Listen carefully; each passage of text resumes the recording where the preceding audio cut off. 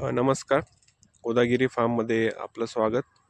तर गोदागिरी फार्ममध्ये आज अ, आम्ही दोन जे शेवगा, त्यालाच आपण इंग्लिशमध्ये मोरिंगा ओलिफेरा किंवा त्याला ड्रमस्टिक किंवा आपण शेवग्याची शेंग्याची भाजी.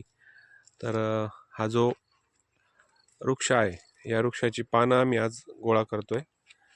तर या वृक्षाला बघा इथं भरभरून फुलं आले आणि या फुलावर मधमाशा खूप चांगलं काम करतात आणि त्यामुळे यांची शेंगासुद्धा चांगल्या येतात.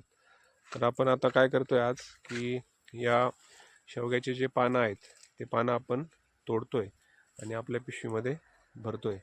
तर याचा उपयोग का करतोय आपण असं की शेवग्याच्या ह्या जे पानं आहेत, ह्या पानाचं खूप आपण म्हणू शकतो की आरोग्यासाठी खूप हे चांगलं आहे.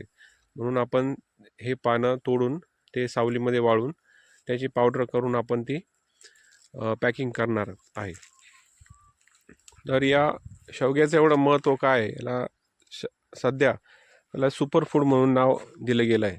शेवग्याची जे पानं आहेत आणि अमेरिकेमध्ये सुद्धा या शेवग्याच्या झाडाचा उपयोग म्हणजे शेंगासाठी नसून फक्त त्याचं पानं काढून ते काय करतात, लहान मुलांना आपण त्याला बेबी फूड म्हणतो बघा. तर बेबी फूडसाठी तयार करण्यासाठी या शेवग्याच्या पानाचा वापर हा अमेरिकेत होतो. तर काय या शेवग्याला एवढं महत्त्व प्राप्त झालं आहे हे थोडक्यात जाणून घेऊ.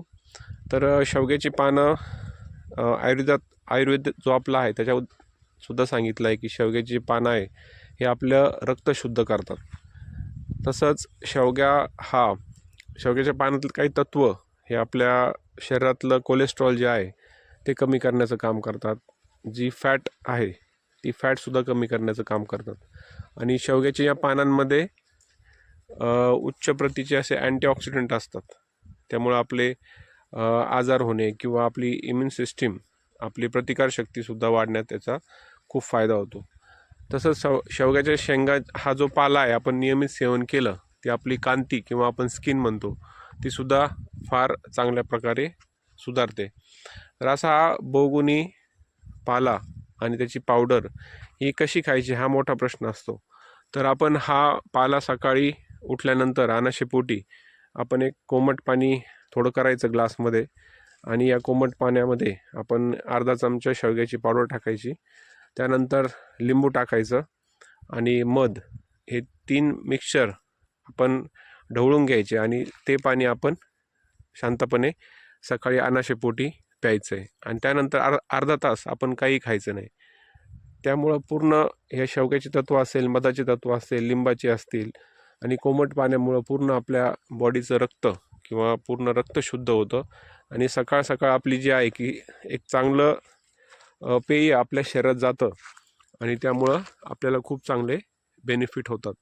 तर एवढं करण्यामागचा एकच उद्देश आहे की आपण आजार झाल्यावर डॉक्टरकडे जाण्यापेक्षा आपण ज्याला म्हणतो की प्रिव्हेंटिव्ह मेडिसिन, म्हणजे आजार न होय म्हणून आपण आपल्या जेवणातच आपण जर अशा प्रकारचे नॅचरल पदार्थ किंवा नैसर्गिक ह्या जसा शेवग्याचा पाला आहे असे पदार्थ जर आपण आपल्या आहारात घेतले तर आपल्याला दवाखान्याची गरज पडणार नाही. आणि आपण म्हणतो की आपलं जेवणच हे आपलं मेडिसिन झालं पाहिजे, अशा प्रकारे आपली दिनचर्या असली पाहिजे. तर हा पाला वाळल्यानंतर याची पॅकेजिंग करून आम्ही विक्रीसाठी उपलब्ध करत आहोत. धन्यवाद.